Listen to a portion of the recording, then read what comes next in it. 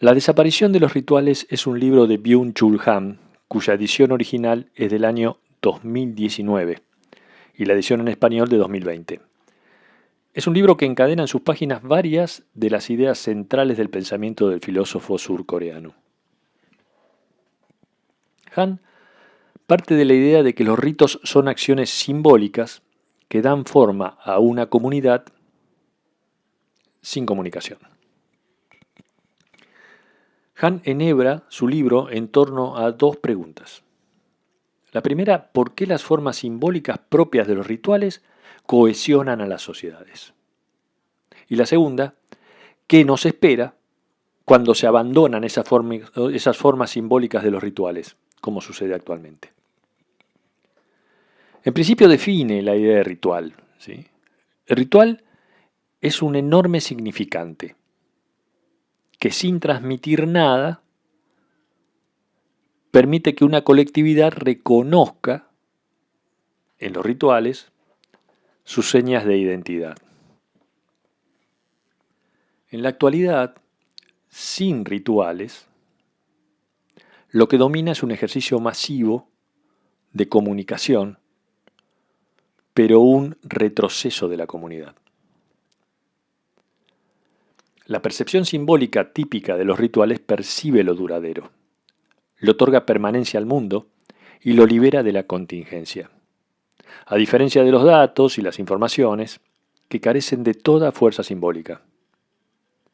En el vacío simbólico de la información disminuye la experiencia de la duración y aumenta la contingencia.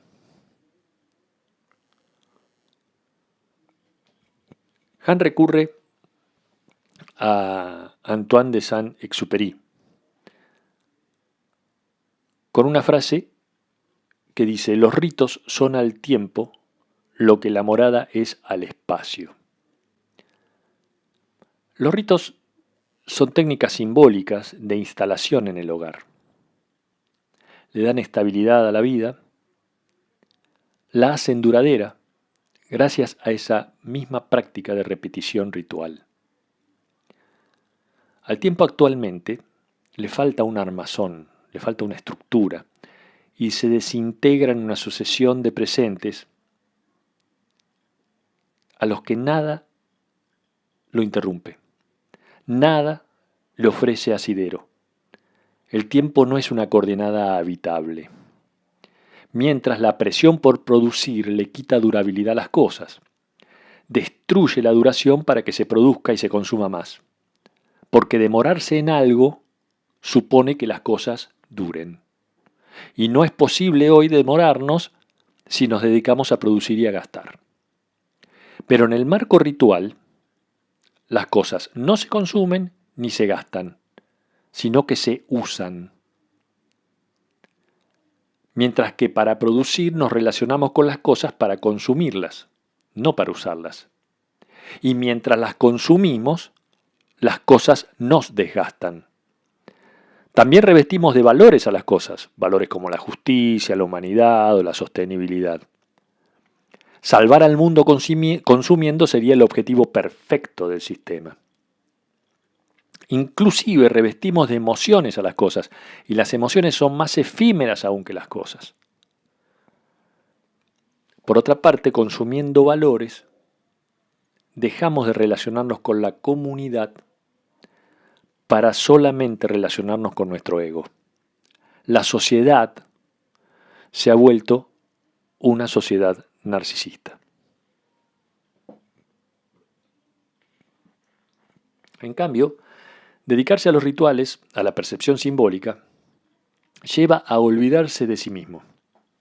Se toma una distancia de sí, se trasciende. Pero hoy existe una percepción serial, que es incapaz de experimentar la duración. Su captación impide la demora. Se apresura en la información y en la siguiente, en la vivencia y en la siguiente, en la sensación y en la siguiente, sin finalizar jamás. Ejemplo de ello es la maratón de series, que se transforma en un visionado bulímico. El régimen neoliberal intensifica este hábito serial. Elimina la duración para consumir más. Vivimos en un constante update que no permite ni duración ni finalización. La vida se vuelve más fugaz y contingente. La atención profunda se educa mediante las prácticas rituales y hasta religiosas. El templo es un lugar de esmerada atención. Del mismo modo, aprender de memoria, que hoy ya no se practica porque se supone que apaga la creatividad y la innovación, permite estabilizar la atención y profundizarla. La repetición es rasgo esencial de los rituales. ¿De dónde viene la intensidad que caracteriza la repetición? Kierkegaard dice, la repetición y el recuerdo son el mismo movimiento, pero en sentido contrario. Lo que se recuerda es pasado, se repite retroactivamente, mientras que la auténtica repetición lo que hace es recordar hacia adelante. El mismo Kierkegaard decía que solamente se cansa uno de lo nuevo, pero no se cansa de las cosas antiguas. Quien espera siempre lo nuevo pasa por alto lo que ya existe. En cambio, la repetición descubre intensidad en lo discreto, en lo insípido, como el camino, que es repetible y no produce nunca hastío. Buscando nuevos estímulos y excitaciones, hoy perdemos la capacidad de repetición.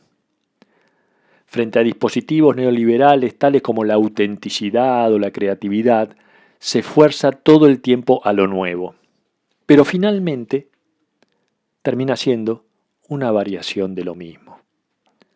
Lo nuevo termina banalizándose y convirtiéndose en rutina, en mercancía que se consume y debe volver a consumirse. Paradójicamente, la presión por evitar la rutina termina generando más rutina. Huyendo de la rutina, consumimos más novedades y se acrecienta la sensación de vacío. Para el neoliberalismo, la vida intensa es solo consumo intenso. Por contraste, los rituales generan una comunidad de resonancia, de ecos, con relaciones de resonancia que pueden ser verticales con Dios, o horizontales con la comunidad, o diagonales con las cosas. A la resonancia le es inherente la dimensión de lo distinto. El estado actual es un estado de resonancia cero, de ausencia de ecos. Por eso, dice Hahn, podemos afirmar que la crisis actual de la sociedad es una crisis de resonancia, de vacío. Si a la resonancia se define por la dimensión de lo distinto, el narcisismo es la otra cara de la resonancia, porque de lo que se trata es de escuchar el eco del yo. La depresión en una referencia a sí mismo, como una cápsula en que el mundo desaparece. En cambio, los rituales despejan al yo de la carga de sí mismo. Por eso no hay depresión en una sociedad de rituales, porque el alma está absorta en las formas, que generan una fuerte referencia hacia el mundo. En los actos rituales también participan los sentimientos, pero su sujeto no es el individuo aislado en sí mismo. Ejemplo de ello es el rito funerario del duelo, que representa un sentimiento colectivo. Pero cada vez se generan menos sentimientos comunitarios y predominan los sentimientos pasajeros y las pasiones efímeras, propias del individuo aislado en sí mismo. A diferencia de emociones y pasiones, los sentimientos son capaces de hacerse comunitarios.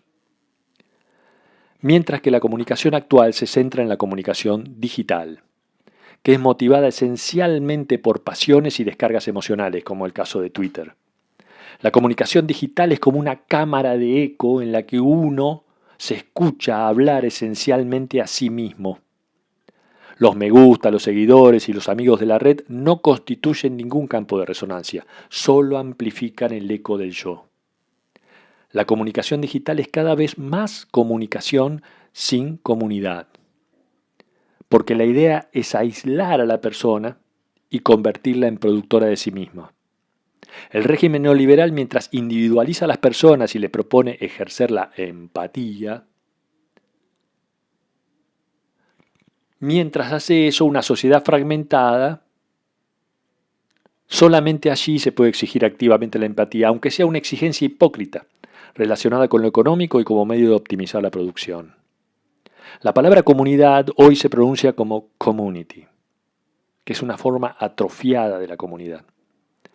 Es convertir a la comunidad en mercancía de consumo. Mientras,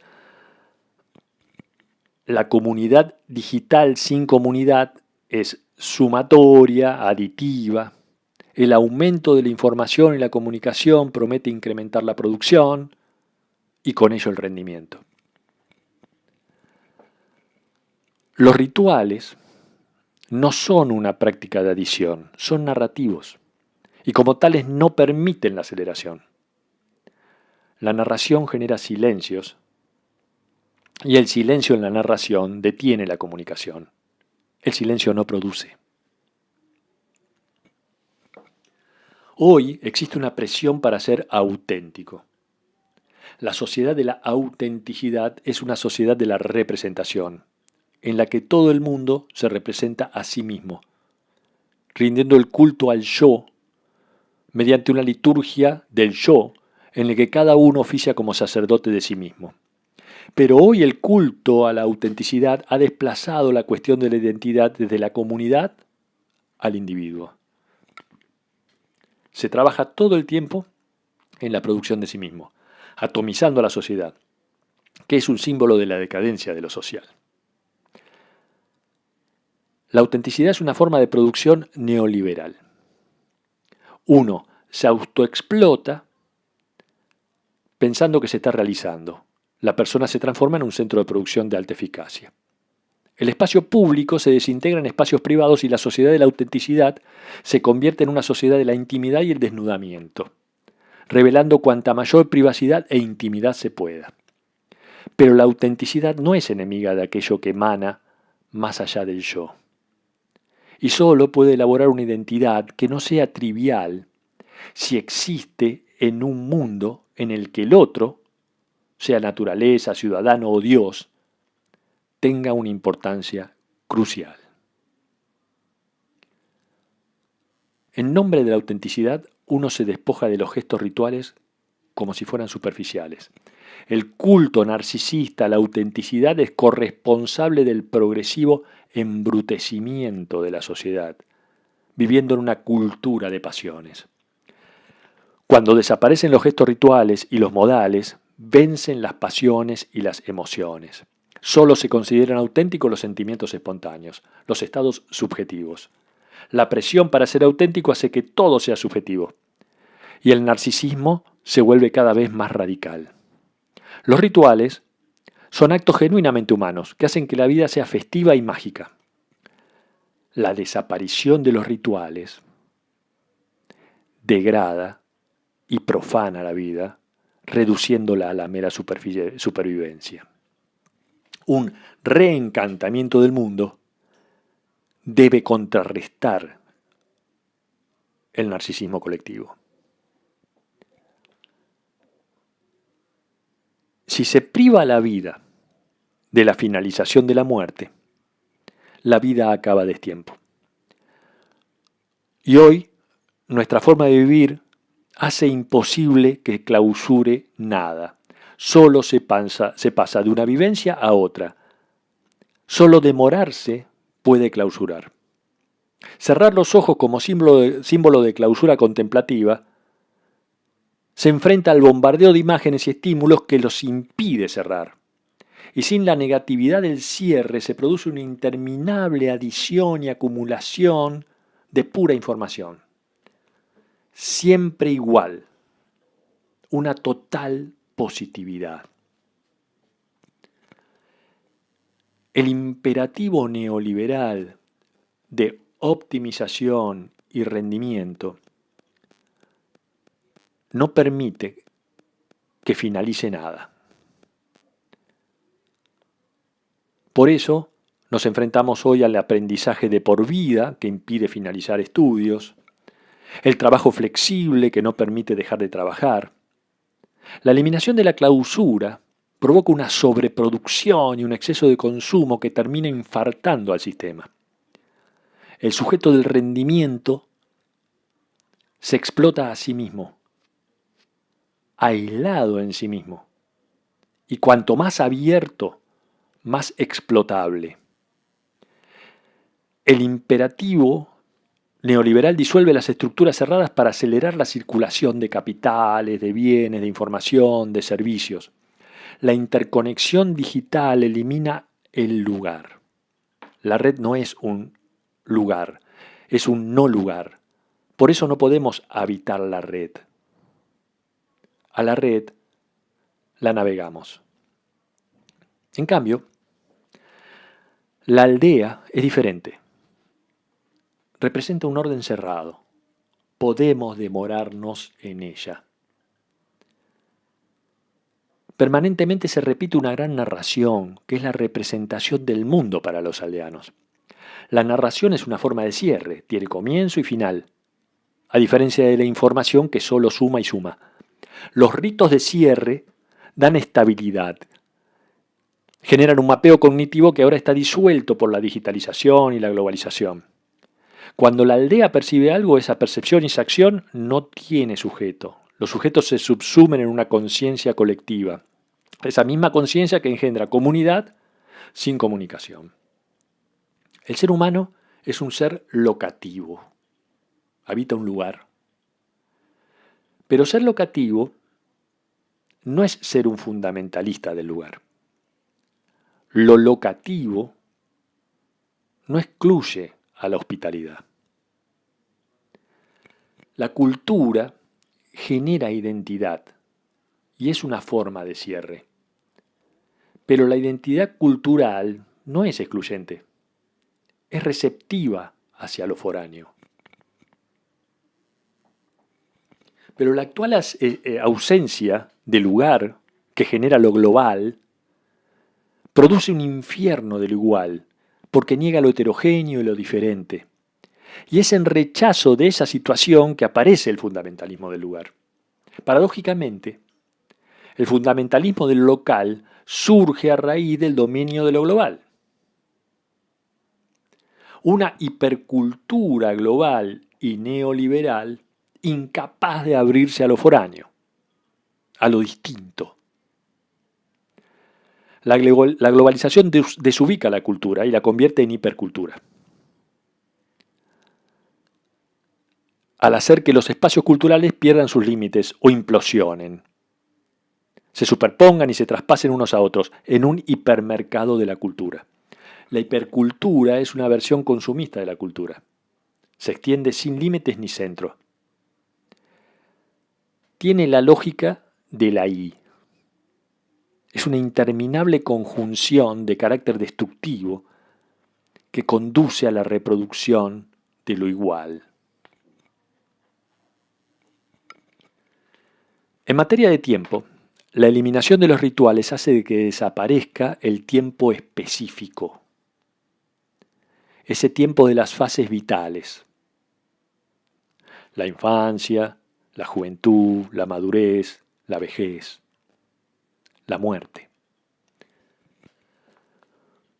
Son los rituales los que configuran las transiciones de las fases de la vida. Son formas de cierre, sin esos rituales nos deslizaríamos de fase en fase y sin solución de continuidad. Por eso envejecemos sin hacernos mayores.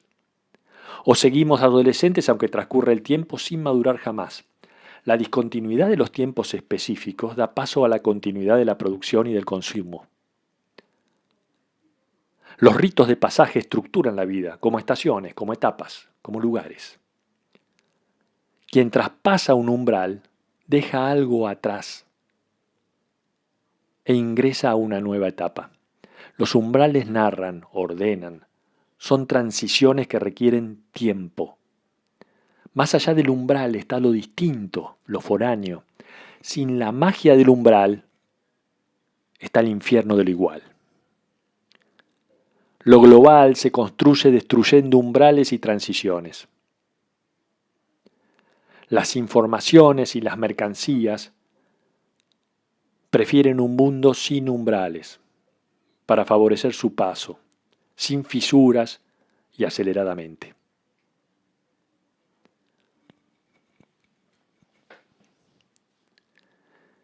El descanso sabático, que santifica el séptimo día, no es mera inactividad. Forma parte del proceso de la creación. No sucede a la creación, es lo que hace que la creación concluya. Del mismo modo, no es adecuado subordinar el descanso al trabajo.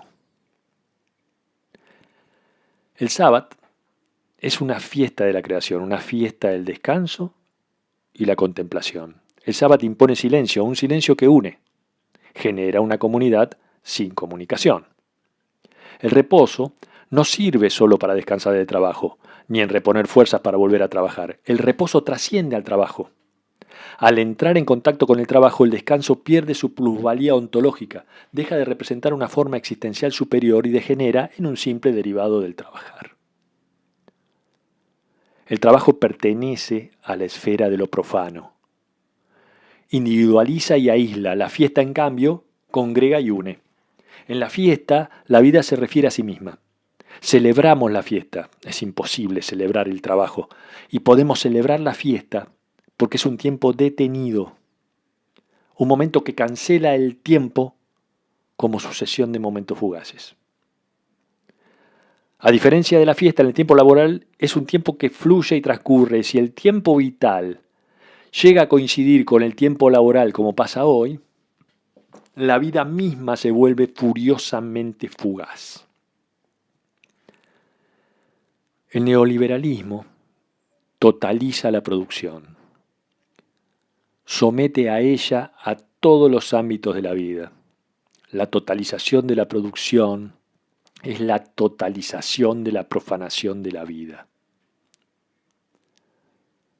Esa totalización abarca incluso al reposo, porque el tiempo libre es un tiempo vacío que genera terror, es una torturante forma vacía de trabajo. El trabajo tiene principio y final, por eso seguido por un periodo de descanso. En cambio, el rendimiento, por el contrario, es continuo, es la perpetuación del trabajo, sin siquiera necesidad de fiesta y congregación. La presión por la producción desintegra a la comunidad. Muchas veces, dice Hahn, se ha relacionado la idea de capitalismo con la religión. ¿Sí? El capitalismo es una religión, pero es un error. La palabra religión proviene de religare, y la palabra sinagoga viene del griego sinagein. Ambas coinciden en confluir en un mismo significado, ligar y juntar. Y si algo hace el capitalismo, es lo contrario, dispersar, individualizar y aislar a las personas. Mientras que la religión es una narrativa global que genera sentido y finalidad, el capitalismo no es narrativo, solo cuenta, profana al tiempo reduciéndolo a lo laboral. Todos los días resultan iguales. Al capitalismo no le gusta la calma. El capitalismo no descansa. La calma sería el nivel cero de la producción. Georges Bataille discrimina entre el juego fuerte y el juego débil. En una sociedad en la que lo útil es el principio dominante, solo se reconoce el juego en su versión débil. ¿Por qué? Porque es una versión que se amolda a la lógica de la producción, ya que el juego débil sirve para descansar del trabajo. En cambio, el juego fuerte caracteriza a la sociedad ritualista. El juego fuerte es incompatible con el trabajo y la producción, porque se pone en juego a la vida misma. Las sociedades arcaicas no conocen la separación tajante entre vida y muerte. La muerte, para ellas, es un aspecto de la vida.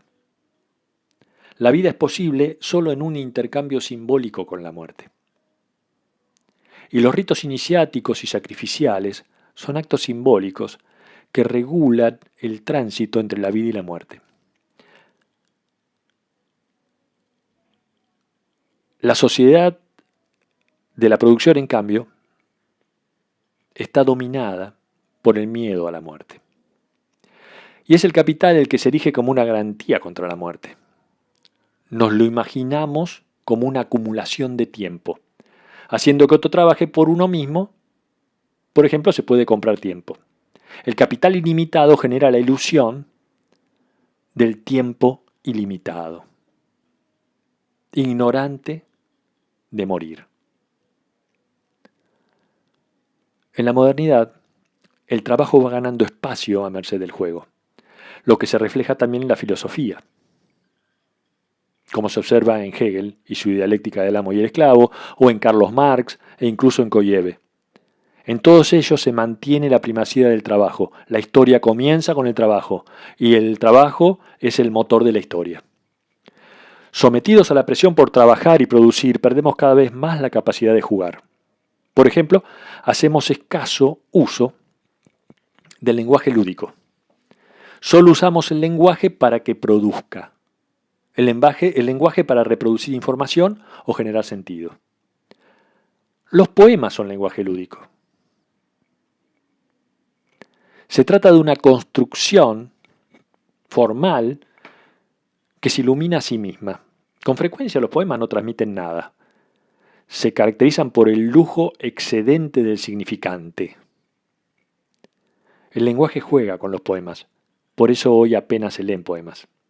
Esas ceremonias mágicas del lenguaje. En Japón, el haiku es esa ceremonia del lenguaje donde predomina el envoltorio sobre el contenido. Y así como el envoltorio de las palabras domina sobre el sentido, el kimono actúa como envoltorio del cuerpo, que es un exceso de significantes, ese kimono de colores y formas. La ceremonia del té en Japón también es un detallado proceso de gestos ritualizados. En la ceremonia del té no se produce ninguna comunicación, no se transmite nada. Impera el silencio ritual.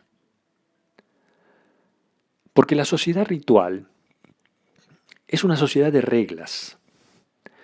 No es la virtud ni la conciencia lo que la cohesiona. La cohesiona la pasión por las reglas. Las reglas no se asimilan, se obedecen, dando forma a una ética de la cortesía. La cortesía es pura forma, no pretende nada. Está vaciada de todo contenido moral, porque es más arte que moral. Es por entero forma, es por entero exterioridad. En cambio hoy se moraliza todo, pero al mismo tiempo la sociedad se embrutece. Desaparecen los gestos de cortesía, el culto a la autenticidad desprecia los gestos de cortesía. Los modales son cada vez más raros, somos hostiles a las formas, vivimos en una moral amorfa. Cuanto más moralizante es una sociedad, más descortés se vuelve. Frente a esta moral amorfa hay que defender una ética de las bellas formas. En el libro Homo Ludens, Johann Huizinga subraya el carácter lúdico de la guerra arcaica. Ese carácter lúdico se expresa en la prohibición de determinadas armas, en la formalización de acuerdos sobre los tiempos de la lucha y sobre el lugar donde desarrollar la batalla. Existe un nivel ético en el que los enemigos se intercambian cortesías, característico de los duelos rituales, donde existe un reconocimiento del adversario con similares derechos que los míos. Incluso el duelo se convierte en un combate singular ritual, un juego simétrico, donde no se trata de aniquilar al otro, se trata del honor. No es honroso atacar al enemigo sin ponerse uno en peligro, en un mismo campo de batalla con simetría de medios. Por eso Carl Schmitt dice que la guerra tiene que incluir una cierta probabilidad de que cualquiera pueda conseguir una victoria. Pero las guerras modernas carecen del carácter lúdico. La presión por producir también destruye este juego. Porque las guerras modernas son una batalla de producción en la que combaten trabajadores soldados y no haya jugadores soberanos. La asimetría de las armas hace valorar al adversario de un modo distinto. Se lo degrada a la condición de criminal. Y la superioridad de las armas es una demostración de la causa justa. La superioridad técnica se convierte en señal de superioridad moral. Así como la degradación del adversario a la condición de criminal se vuelve prerequisito para su matanza. La guerra de drones es lo que lleva esta simetría al extremo. Y la matanza se transforma en un trabajo remoto que, como todo trabajo, requiere del mayor rendimiento. La guerra de drones es un dataísmo de la matanza, sumergida en los flujos de datos. En las culturas arcaicas también la transmisión del saber asume formas lúdicas. Huizinga considera que los comienzos de la filosofía son como un duelo ritual de enigmas que se resuelven en forma de mitos. Incluso los diálogos platónicos muestran elementos lúdicos. Es más un duelo que un diálogo, una confrontación más que una discusión. Es un combate ritual. La ilustración, en cambio, parte de la autonomía del sujeto cognoscente.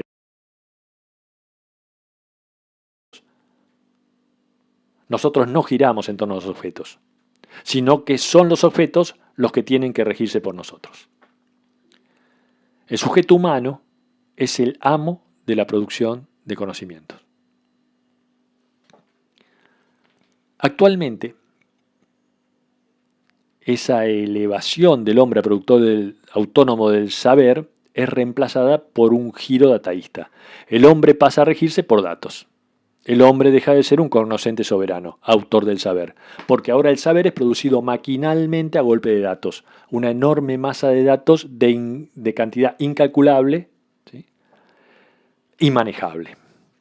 La transparencia como imperativo dataísta impone la obligación de pasar todo a datos e información, a visibilizarlo todo. La información es libre, el hombre no. La dominación se hace pasar por libertad. El Big Data genera un saber dominante. Por eso, el imperativo de la transparencia dataísta no es una continuidad de la ilustración, es su final. El paso del mito al dataísmo es el paso de la narración a la enumeración. La sociedad de hoy está enferma de exceso de positividad. Esa es su patología, dice Hahn. La sociedad actual está enferma de sobreproducción, enferma de demasía.